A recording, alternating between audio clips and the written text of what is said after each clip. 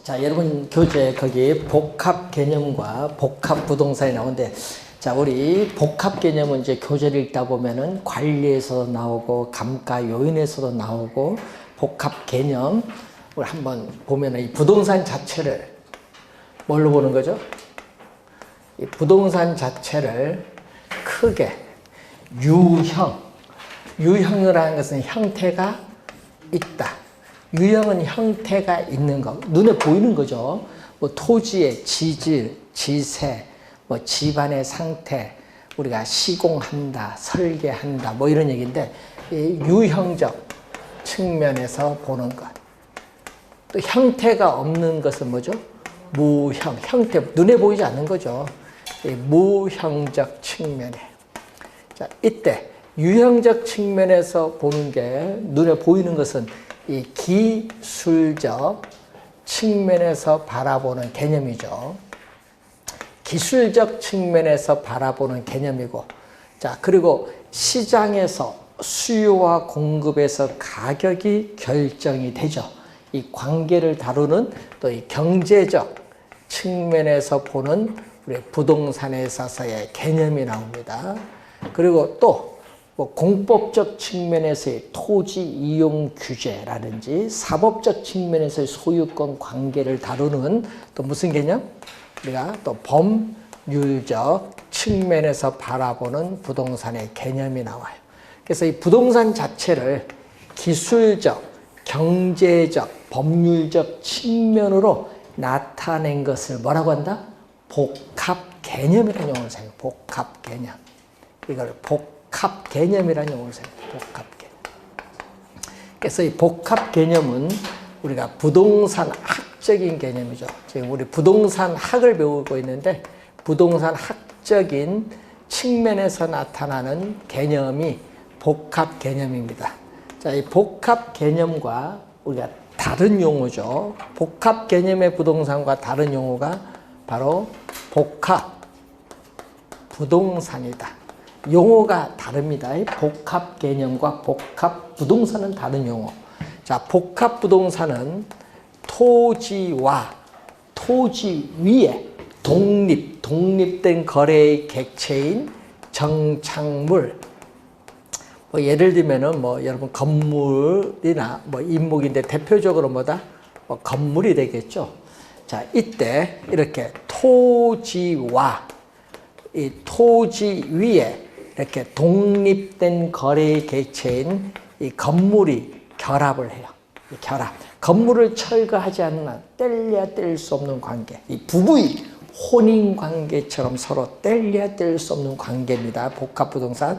그래서 토지와 토지 위에 독립된 거래의 객체인 정착물, 이 두 가지가 뭐가 돼? 이 결합이 됐다. 이 결합된 상태 그대로 부동산 여러분 거래 활동을 할 때나 부동산 평가 활동할 때나 하여튼 각종 부동산 활동의 대상으로 다루어져 있는 부동산을 뭐라고 하죠? 복합 부동산. 그래서 복합 부동산은 부동산 활동상의 개념. 이건 부동산 활동상의 개념. 이건 부동산 학적인 개념. 이건 부동산 활동상의 개념이다. 복합 부동산은 부동산 여러분 거래 활동이나 평가 활동이란 부동산 활동상에 나타나는 그러한 개념이 복합 부동산인데 다른 용어죠. 자, 그래서 우리 복합 부동산의 개념은 11회 시험과 27회 시험에 출제했고 복합 개념의 부동산은 또 27회 시험에 나왔죠. 요거 구분할 수 있느냐? 요걸 27회 시험에 정답으로 물었죠. 구분하느냐? 자, 그러면은 자, 여러분 교재에 우리가 한번 보시면 자, 문제 한번 프린트 문제 2번 한번 보도록 하겠습니다. 자, 2번 한번 보시면은 부동산은 법률적, 경제적, 기술적 측면으로 파악을 하는데 다음 중 틀린 내용을 찾는 거죠. 자, 경제적 측면에서 경기 변동, 경제 성장 관련 있죠. 경기 변동에 따라 가격이 오를 수도 있고 내릴 수도 있고 가격 관계를 다루고 기술적 측면의 토목공사 뭐 설계, 시공 다 관련이 있어요. 여러분 그 2번과 4번에 토목공사, 설계, 설비, 시공 뭐 이런 것은 전부 기술적입니다. 4번이 정답이죠. 경제적 측면이 아니라 무슨 측면? 기술적 측면 4번. 3번 법률적 측면에서의 토지이용 규제의 대표적 수단이 지역지구제죠. 요건 공법적 측면이고 소유권 관계를 다루는 등기관계 요거는 무슨 측면? 사법적 측면. 법률적 개념. 3번, 5번은 법률적 측면에서 나타나는데 3번은 공법적 측면이고 5번은 사법적 측면입니다. 이런 문제 시험에 나왔다. 이건 점수를 거저 주려고 내는 문제. 이런 걸 틀리면 안 되죠. 작년 요거보다 더 쉽게 냈어. 작년은 기술적, 경제적에 들어가는 걸 출제를 했습니다. 그래서 작년에 기술적 개념의 부동산, 여기 이제 지금 4가지가 있는데, 요게 어디 속해 있느냐? 이 2개, 그걸 냈는데, 먼저 뭐죠? 토지를 뭘로 보죠? 자연, 공간, 위치, 환경. 여기서 지문 나왔죠. 그리고 경제적 개념에서 또 출제를 했죠. 경제적 개념에서 뭐죠? 자산. 우리 부동산은 실물자산입니다. 실물자산. 27회도 부동산은 실물자산의 특성을 가지고 있고 또 재산을 증식시키는 수단 자본으로서 기업의 생산활동을 한 공장 부지로서 제공되는 생산요소로서 우리가 또 인간의 최종 생활의 편을 위해서 제공되는 소비재로서 또 부동산 하나의 고가의 상품으로서 제공되는데 이것은 경제적. 4개, 5개잖아요. 요거 알고 있어야 돼. 그래서 보기 박스 안에 여기서 몇 개 들어와서 기술적 개념, 경제적 개념 속하는 걸 찾는 거 작년에 출제했습니다. 점수 1번 문제죠. 점수를 주려고 낸 문제입니다. 자, 그래서 여러분이 그 내용을 알아두시고 특히 공간 한번 볼까요? 자, 토지는 자연적으로 주어져 있는 물건이다 이렇게 생각을 하면 돼요. 인간의 노동에 의하잖아요. 여러분 자연적으로 주어져 있는 물건은 간단히 인간의 노동이 없다. 비노동. 인간의 노동이 아니다. 비노동은 인간의 노동에 의하지 않고 자연적으로 주어져 있는 물건이에요. 그래서 비노동 생산물이 바로 뭐다? 자연으로서의 토지의 개념이에요. 비노동 생산물. 토지는 자연물이다. 이렇게 생각하시면 돼요. 자, 공간이 좀 중요한데, 자, 그 중에서도 우리는 이 공간이 가끔 시험 지문에 또 많이 출제를 하죠. 공간은 여러분 또 2년 전에 또 출제한 지문이 요거죠. 여러분이 2년 전에 또 이 조문이 또 출제를 했었죠. 이 조문. 법조문이 출제했었죠. 자, 거기에 이 40페이지에 중간에 거기 차원에 따른 공간 개념 나오고 있어요. 토지 소유권은 정당한 이익이 미치는 범위 내에서 토지의 상하에 미친다. 이 조문이 2년 전에 출제를 했는데 상하의 동그라미 칠까요? 상하가 바로 무슨 개념? 공간 개념. 상하가 무슨 개념? 공간. 토지 소유권의 무슨 범위? 공간. 상하가 이 공간이에요. 공간적 범위를 묻는다. 토지 소유권의 공간적 범위를 묻는 내용이죠. 그래서 토지 소유권의 효력 범위를 뭐죠? 입체적 밑줄, 입체적으로 규정하고 있는데 문제는 지하 몇 미터, 공중 몇 미터 구체적인 범위가 규정되어 있는 것은 아니다. 규정되는 것은 아니다.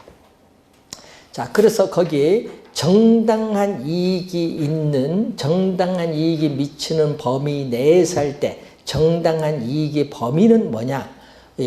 지상 또는 지하에 무한정 확장되는 것이 아니라 뭐죠? 사회적 통념, 일반적 관념이나 법이 허용하는 범위 내에서 그 경제적 가치가 인정되는 한도까지로 하고 있다.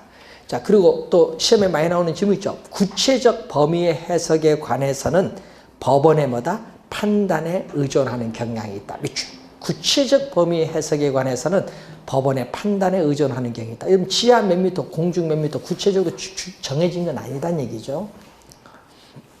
자, 그래서 이 얘기죠. 토지 소유권의 공간적 범위를 보면은 여기 그림이 여러분 41페이지 밑에 그림이 나와 있는데 이 지구의 이게 중심이죠.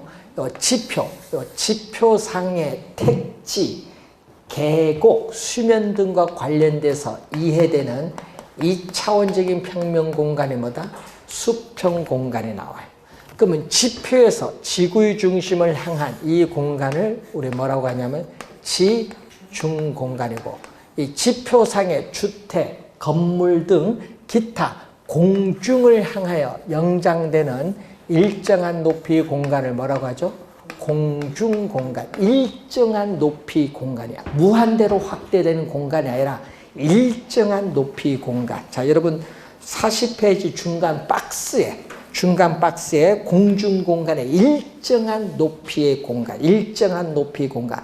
무한대로 확대되는 공간이 아니다. 일정한 높이의 공간입니다. 그래서 이 수평 공간은 2차원적인 평면 공간인데 지중, 공중을 통해서 우리 몇 차원이라고 하죠? 3차원의 공간이다. 2차원이 아니라 지중, 공중을 통한 3차원의 공간이면서 무슨 개념? 입체 공간의 개념이다. 입체 공간. 입체 공간.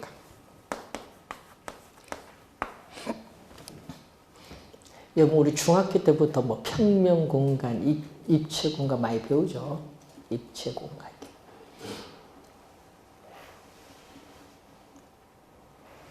자, 3차원 공간 논리의 실익을 보면요. 우선 민법 제212조는 소유권의 공간적 범위를 나타내죠.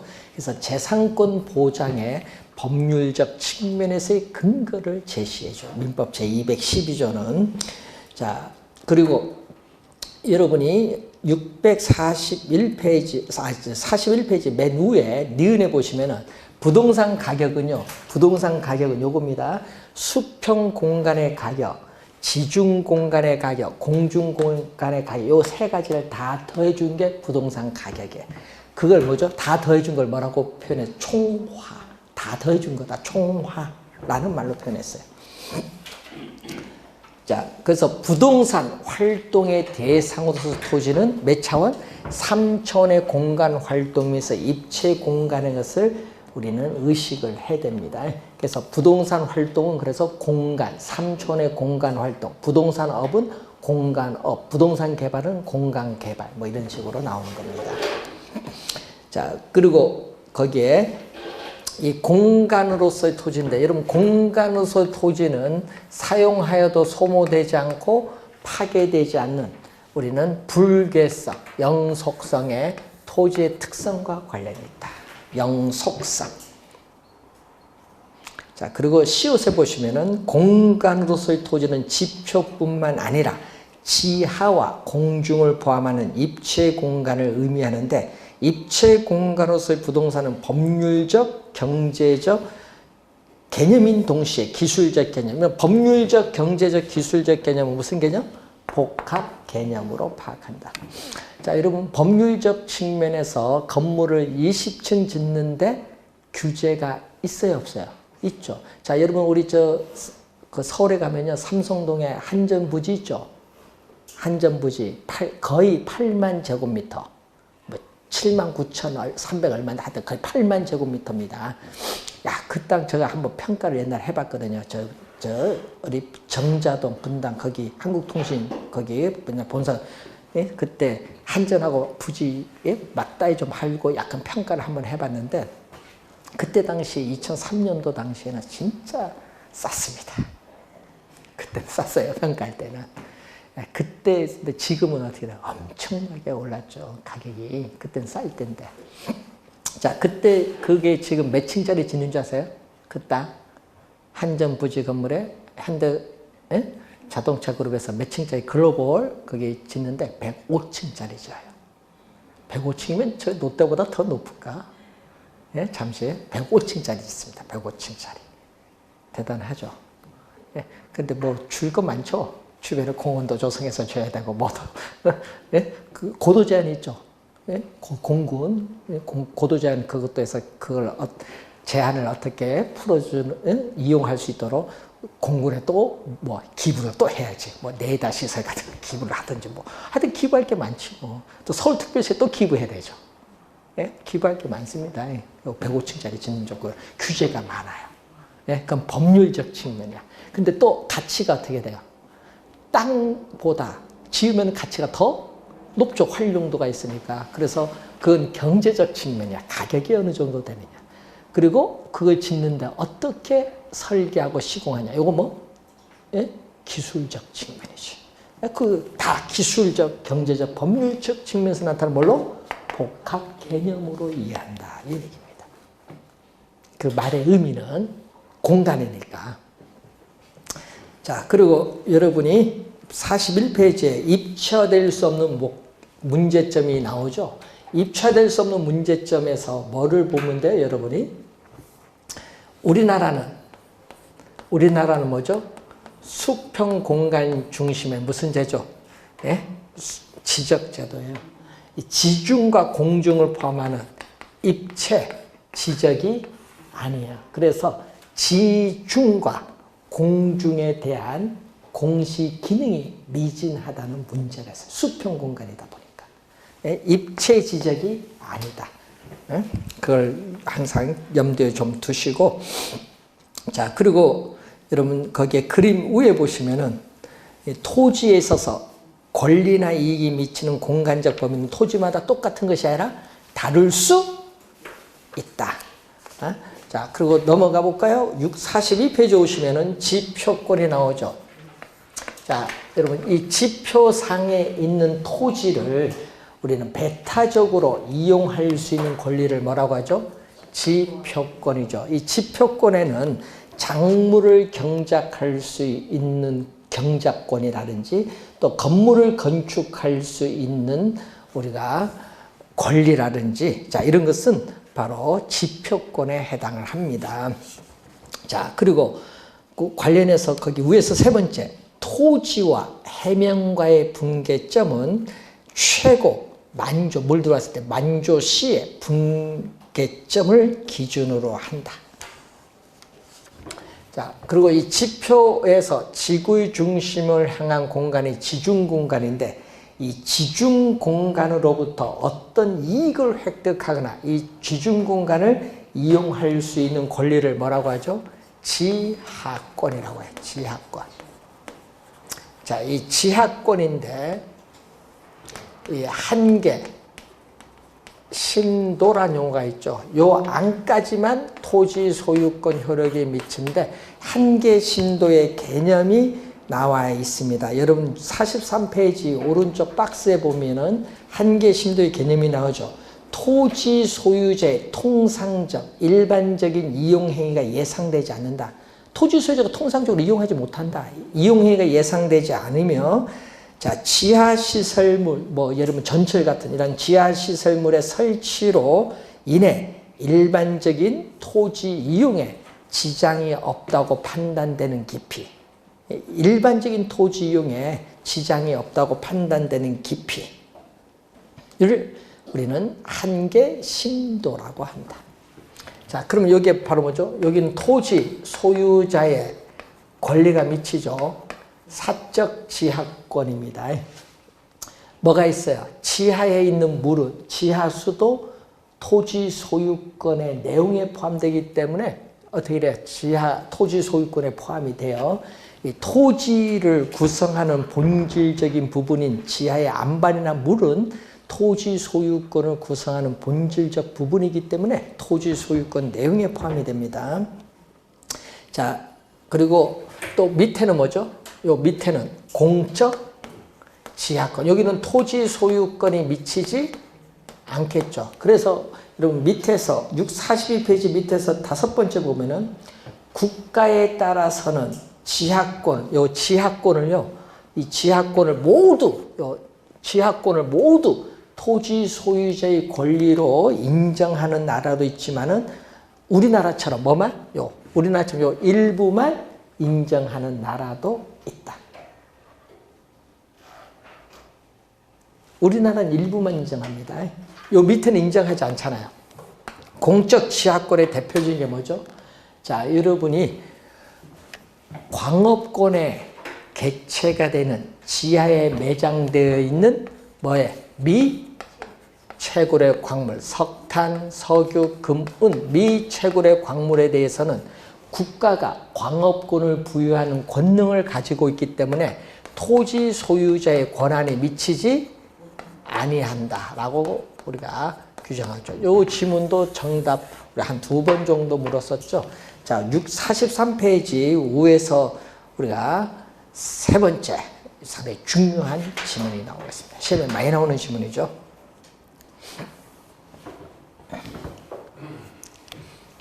자, 이 토지 소유권자의 토지 구역상의 이 공중 공간을 다른 사람, 타인에게 방해받지 않고 토지에 있어서의 우리는 이 상층 공간을 일정한 고도까지 우리 포괄적으로 이용할 수 있는 권리를 뭐라고 한다?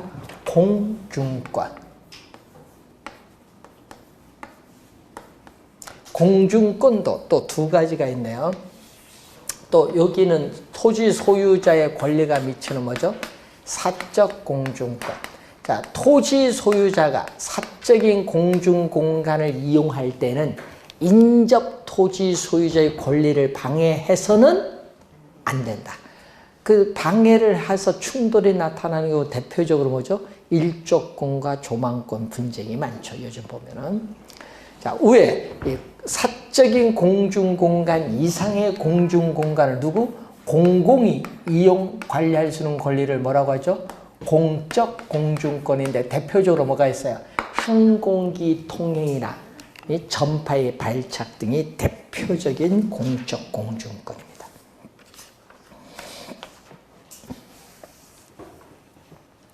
자, 위치로 갑니다. 자, 여러분 44페이지에 위치에 중간에 절대적 위치, 상대적 위치가 있죠.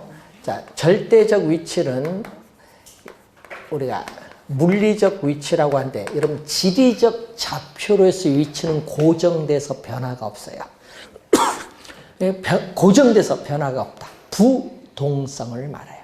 이 지리적 좌표로서 위치는 고정되어 변화가 없는데 문제는 위치가 고정되어 있을지라도 어떻게 돼요? 위치는 고정됐을지라도 그 토지를 둘러싼 주변 환경이 변할 수 있죠. 그래서 이 주변의 토지 이용의 상황에 따라 토지 가치는 달라질 수 있다. 이것을 무슨 위치? 상대적, 경제적 위치라고 해요. 요 구별하는 내용이죠. 그래서 13회 시험과 20회 시험에 출제를 했었죠. 그래서 토지 이용에 있어서는 절대적 위치보다는 뭐를? 상대적, 경제적 위치가 더 중요하다. 자, 거기 보니까 또 근접이 나오죠. 근접성과 접근성은 다른 용어인데 여러분 근접은 가까울 거리죠. 실제 가까운 거리를 얘기하거든요. 요거와 접근성은 달라요. 요거는 가까운 거리도 포함하지만 다른 것도 포함하거든요. 자, 어떤 물건과의 상대적 거리 관계, 상대적 거리, 즉 어떤 목적물에 도달하는데 소요되는 시간이나 경비, 비용 등으로 측정되는 상대적 비용이야. 상대적. 뭐 시간 거리도 있고 의식 거리도 있고 실제 거리도 있고 운임 거리 4가지 거리를 다 포함해요. 그래서 여기는 항상 상대적이란 말 명심해야 돼. 상대적. 어떤 물건과의 상대적 거리 관계다. 절대적 거리가 아니다. 의식거리, 시간거리, 운임거리, 실제 거리가 있습니다. 4가지 개념. 자, 그런데 주의력은요, 자, 어떤 목적물에 도달하는데 시간이라든지 노력, 경비 등으로 나타나는 상대적 비용이 접근성인데, 자, 그러면은 이 접근성이 좋을수록 부동산 가치는 일반적으로 높아요. 근데 항상 높은 건 아닙니다. 접근성이 좋을지라도 접근의 대상 물건이 위험이나 혐오의 대상 물건이다. 예를 들어서 접근의 대상 물건이 뭐 쓰레기 매립장, 쓰레기 소각장, 뭐 우리가 화장터라든지 또는 뭐가 있어요. 요즘에 보면은 그 변전소, 가스 충전소 이런 게 들어오면은 부동산 가치는 오히려 하락할 수도 있다. 접근성이 좋을지라도. 예? 자, 그게 접근의 대상 물건이고, 자, 여러분 주택 가까이에 시장이나 여러분 공원, 학교 등이 있으면 좋아요. 예? 좋은데 문제는 어떻게 돼요? 이 실생활, 주택과 관련해서 실생활에 필요한 경우일지라도 너무 지나치면 오히려 불리할 수도 있어요. 그러면 시장 안의 주택은 시장 내 각종 쓰레기, 악취, 소음 등으로 인해서 오히려 주택 가격이 하락할 수도 있다. 예? 자, 실제 거리가 가까우면 접근성도 일반적으로 좋은데 항상 좋은 건 아닙니다. 거리는 가까운데 요즘 일방통행이 많죠. 일방통행 관계로 멀리 우회를 해야 되는 경우에는 접근성 면에서 뭐할다? 불리할 수도 있다. 자, 또 부동산의 용도가 또 중요한데 부동산의 용도에 따라 접근성의 중요성이나 평가의 기준이 달라질 수 있어요. 자, 우리 평가론에서 우리 또 배운 게 있죠. 주거용 부동산인 경우에는 주택을 소유, 이용함으로써 느끼는 만족도인 쾌적성. 상업용 부동산은 어떤 부동산을 소유하여 이용함으로써 얻어지는 경제적 이익인 수익성을 중심으로 판단하고, 공업용 부동산은 어떤 부동산을 생산 과정에 이용함으로써 얻어지는 경제적 측면에서의 타당성을 판단을 하죠. 뭐죠? 생산성을 중심으로 판단을 합니다. 자, 그 내용이 우리 기본적으로 여러분이 잘 이해를 해 두시면 되겠고, 자, 46페이지에 위에서 두 번째 보시면은 위치가 가지고 있는 용도나 유용성이 그 위치의 가치가 얼마냐 평가하는데 뭐가 된다? 기준이 된다.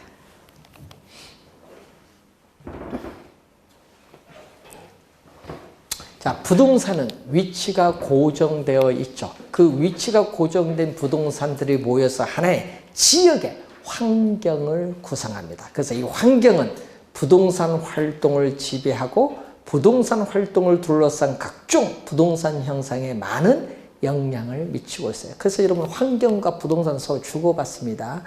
당연히 우리 인간도 환경과 주고받아야 안 받아요? 받잖아요. 네, 받습니다. 요즘 보세요. 코로나 현상도 환경과 서로 영향 주고받은 거예요. 여러분 전염병은 왜 생긴 줄 아세요? 지금 전염병이죠. 이것도 바이러스.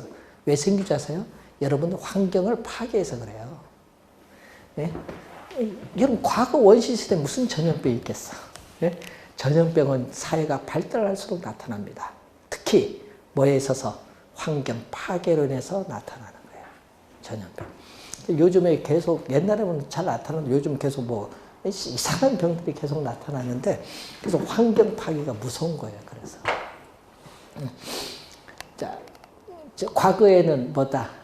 과거에도 환경 오염물질 정화를 잘 못해서 뭐 흑사병 같은 것도 나타났지만 지금은 흑사병은 안 나타나지만 지금은 바이러스 시대죠.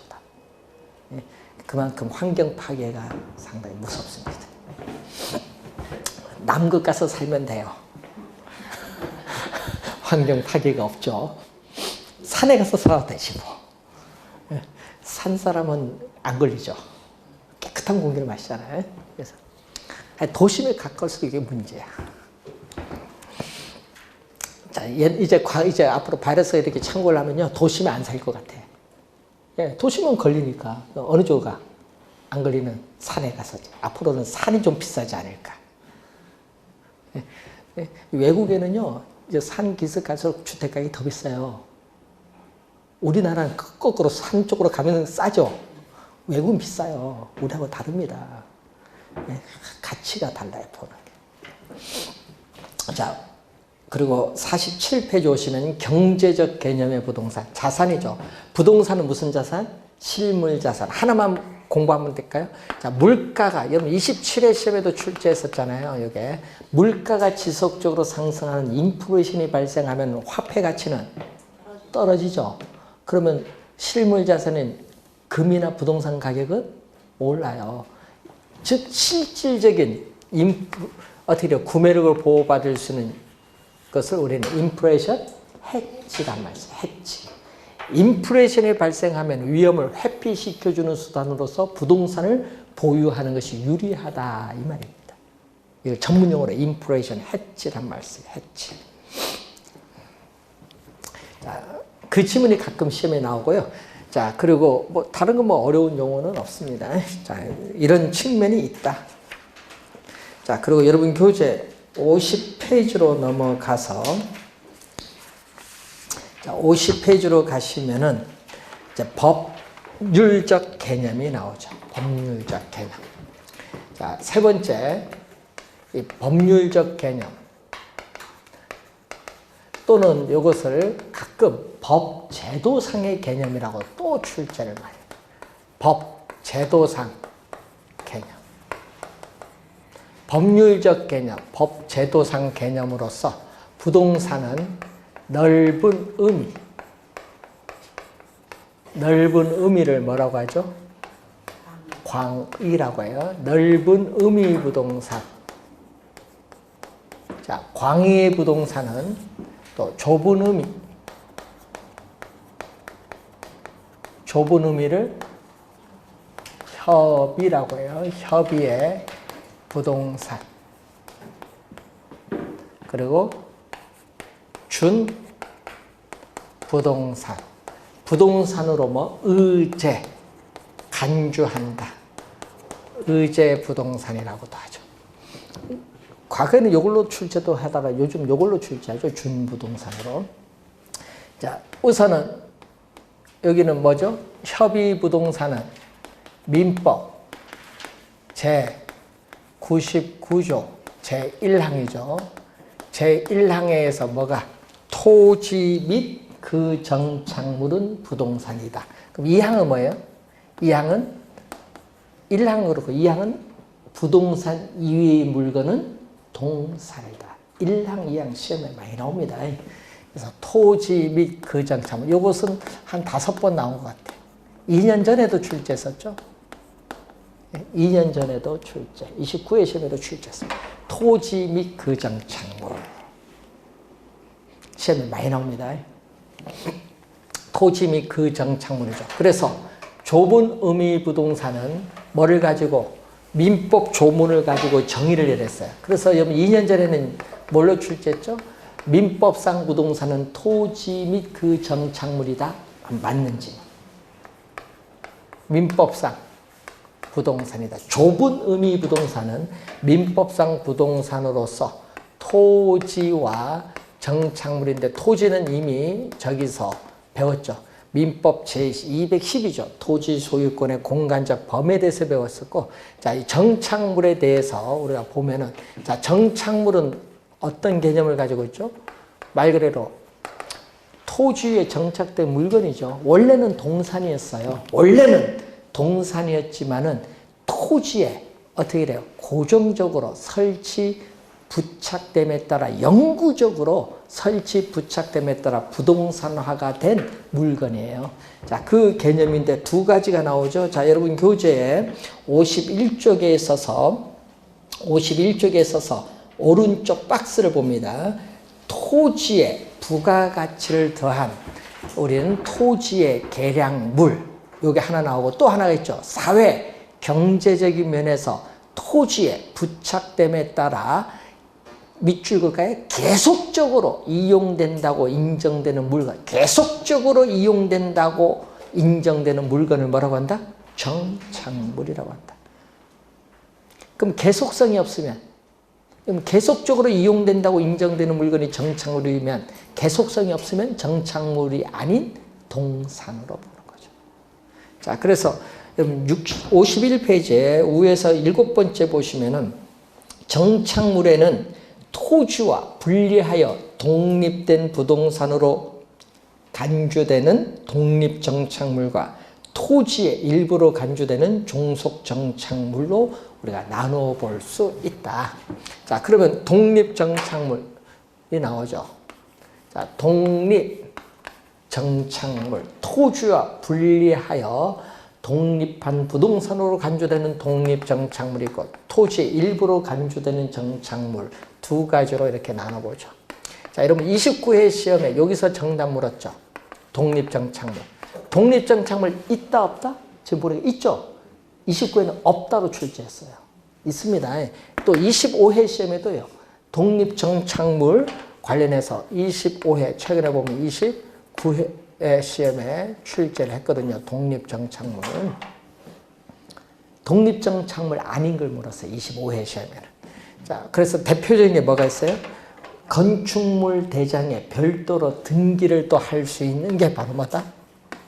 건물. 자, 우리나라와 일본은 건물은요, 토지와 독립한 정착물입니다. 건물. 대표적이죠? 자, 요것 외에 또 뭐 있어요? 여러분이 우리가 완전한 공시수단이 바로 등기입니다. 이 소유권 보존 등기된 임목이라든지, 자, 여러분이 또 불완전한 공시수단이지만은 소유권을 표시하는 방법으로서 관습법상의 권리로 나타나는 게 명인 방법이 있어요. 이 명인 방법을 가진 우리가 수목의 집단이라든지 또 정당한 권한을 가지고 다른 사람, 타인 토지에서 경작 재배된 농작물이라든지, 예? 또는 정당한 권한 없이 타인 토지에서 경작 재배된 농작물도 경작자 소유이기 때문에 우리 법원의 판례에 의하면은 어떻게 돼? 토지와 독립한 부동산으로 본다라고 합니다.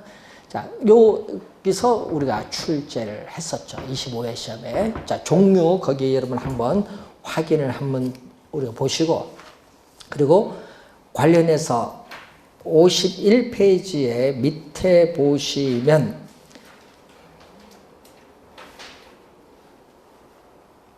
자, 밑에 보시면은 다섯 번째 밑에서 두 번째 거기 색깔 있는 거 좀 주의해 두시면서 밑에서 한 7번째 보세요.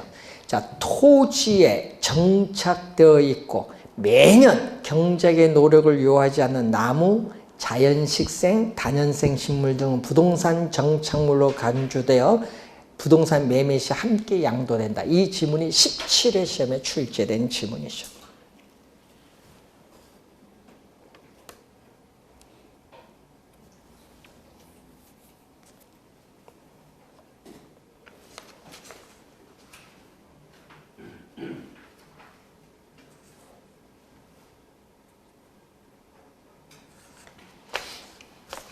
자, 그리고 52페이지 오시면은 종속 정착물이 나오죠.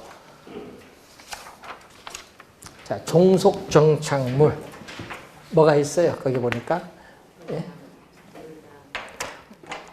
뭐 도로에 우리가 아스팔트 포장 상태라든지 교량, 터널, 돌담, 뭐 담장, 울타리, 담장이라든지 울타리라든지. 자, 우리 지목 28개의 지목 중에 하나인 국어. 우리 농촌의 밭에 보면 옆에 물 흘러간 도랑 같은 걸 얘기하죠. 응? 예. 자연의 유수가 있거나 있을 것으로 예상된 소규모 수로 보지. 응? 우리가 국어. 국어 지목입니다. 뭐 도랑이라 생각하시면 돼요. 국어라든지 이런 것은 종속 정착물. 자, 정착물이 아닌 것. 자, 정착물이 아닌 것은 뭘로? 동산으로 분류하는데 계속성이 없는 뭐가 나오죠? 판잣집. 그리고 뭐 가식. 여러분 나무는 아까 뭐라고 했어요? 매년 경작의 노력을 요하지 않는 나무는 정착물로 간주되는데 문제는 여기 가식중이죠. 다른 곳에 옮겨 심기 위해서 임시로 심어놓은 나무, 가식 중에 있는 나무는 정착물이 아닌 뭘로? 동산으로 본다. 그리고 농촌의 비닐하우스, 공중전화 부스, 요즘 잘 안 보이죠? 공중전화 부스, 컨테이너 박스. 요즘 여러분 코로나 때문에 대구 가면 뭐가 있냐 하면요. 예? 병실이 부족하니까 머리 설치해서 컨테이너 박스에서 임시 병상을 만들어 놨잖아요. 예? 예? 병원 안은 누가 코로나 사람들이 차지하고 임시 여기 만들어 온 건 외부에서 오신 분들이 임시 거기서 진료 보게끔 이렇게 만들어 놨거든요. 그건 언제든지 제거할 수 있죠. 그건 정착물이 아닌 뭐다? 동산입니다. 동산. 얘는 컨테이너로 만든 옥탑방 같은 것도 있죠. 이것도 뭐다? 동산이지. 예? 그리고 또 주의해야 될 것은 매년 경작의 노력을 요하는 어떻게 돼? 경작 수학물. 14회 시험에 출제를 했었죠.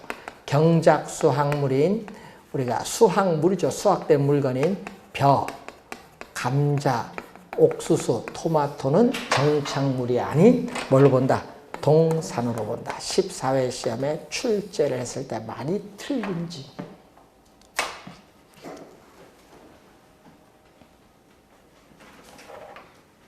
자, 그러면 정착물을 구분하는 기준. 자, 정착물을 우리가 구분하는 기준.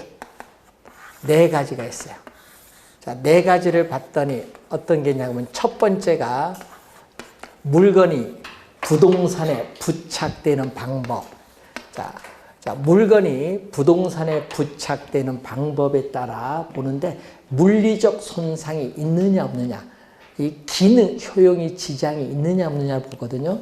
자, 여러분이 화장실에 있는 수도꼭지라든지 아파트에 있는 인터폰은 물리적으로 손상을 주지 않고 제거해 줄 수 있지만은 기능 효용 면에서 지장이 있어요. 그러면 화장실에 있는 수도꼭지나 아파트에 있는 인터폰은 정착물이죠. 기능 효용 지장을 주니까 정착물입니다.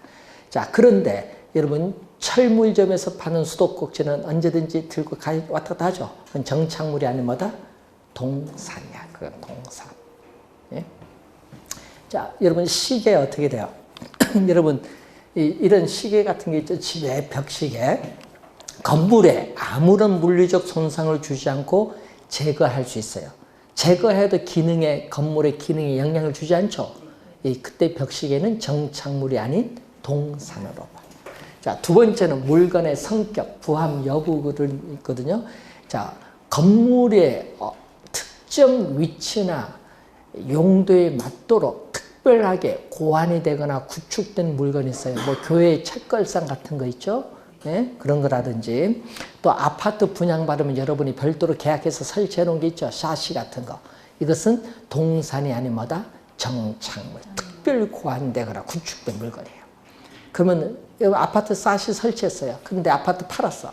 그러면 매매 시에 그 샤시도 함께 누구에게? 매수인에게 양도가 되는 겁니다. 자, 세 번째는 물건을 설치한 의도인데, 자, 임대 아파트의 가치를 증진시키기 위해서 요즘에 빌트인 해놓은 게 많죠. 뭐가 있어? 뭐 세탁기, 가스, 스토브라든지 침대 이런 거 설치해줘. 이사 갈 때 가져갈 수 있어요? 못 가져가죠. 정착물로 간주된다. 특별한 사정이 없는 한. 자, 그리고 당사자들 간의 관계에서 매도자, 매수자 사이의 관계가 있거든요. 어떤 물건이 정착물인지 정착물이 아닌지 어떻게 구분하기가 어려워요. 불분명할 경우에는 그 물건은 뭘로 본다? 정착물로 보고 매수인에게 양도가 돼요. 자, 그리고 임대인과 임차인 사이의 관계에 있어서, 자, 임대차 관계에 있어서는 뭐가 있냐 하면요. 일시적이죠. 일시적으로 설치한 물건이 있죠. 여러분 상가 임차인이 상품을 진열 전시하기 위해서 진열대를 설치했다. 그럼 계약 만료되면 그걸 가져갈 수 있죠. 그건 정착물이 아닌 뭐다? 동산이야. 그런 물건은 임차인 뭐라고 본다? 정착물이야. 임차인 정착물은 영구적이 아니라 뭘로 설치했다? 일시적으로 설치한다. 일시적으로 설치. 일시적으로 설치한 임차인 정착물은 부동산 정착물이 뭐다? 아니다. 15회 시험에 출제했었죠.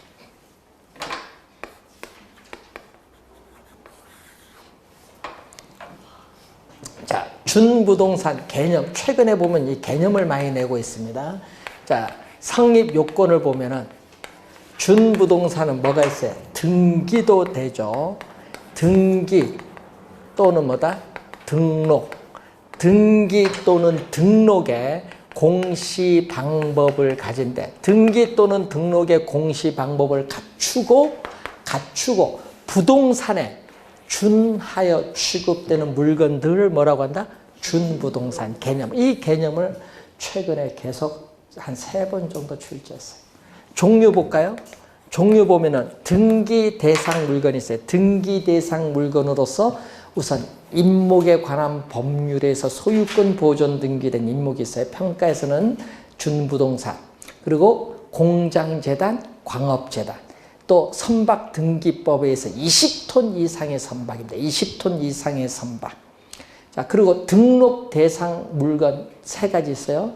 등록 대상 물건 뭐죠? 건설기계, 중기라고 하는 건설기계, 항공기, 예? 항공기, 자동차 3가지는 등록 대상 물건이에요. 또 등록 대상 권리 2가지, 어업권, 광업권, 권리는 준물권이죠. 토지에 관한 규정을 준용합니다. 자, 그 내용을 한번 확인해 보시면 되겠습니다. 종류 뭐가 있는지 한번 보시면 돼요. 자, 그리고 여러분 교재에 56페이지 보시면은 부동산과 동산과의 차이 비교해 놓은 표가 있는데 이것은 여러분 민법에서도 많이 다루는 거기 때문에 이건 상식적으로 민법에서 배우는 거기 때문에 확인해 두시면 되겠습니다. 자, 토지에 우리가 분류가 나오는데 그래서 공간 정보의 구축 및 관리 등에 관한 법률상의 토지는 사용 목적에 따라 몇 개로? 28개의 지목으로 지금 나누고 있다. 요거는 공시법에서 배우는 내용이고 또 국토의 계획 및 이용에 관한 법률에 있어서 용도 지역, 용도 지구, 용도 구역이 나오는데 이것도 어디서 배우는 거죠? 공법에서 배우는 거죠. 그래서 우리 시험 문제는 우리 개론에서 우선 제일 요즘 계속 출제되고 있는 게 토지의 용어입니다. 자, 실제 여러분이 토지를 거래할 때 어떤 용어로 사용되고 있느냐 이게 여러분 상당히 중개할 때 중요하다 보니까 계속 최근에 출제를 하고 있습니다. 자, 여러분이 그 작년에는 5개 용어 주고 옳은 걸 5개 중에 옳은 걸 찾는 개념을 출제했고요. 박스를 이용해서도 또 많이 내기 때문에 개념을 정확하게 이해를 해 두셔야 되겠습니다. 개념. 자, 그럼 이 용어는 잠시 쉬고 시작하도록 하겠습니다.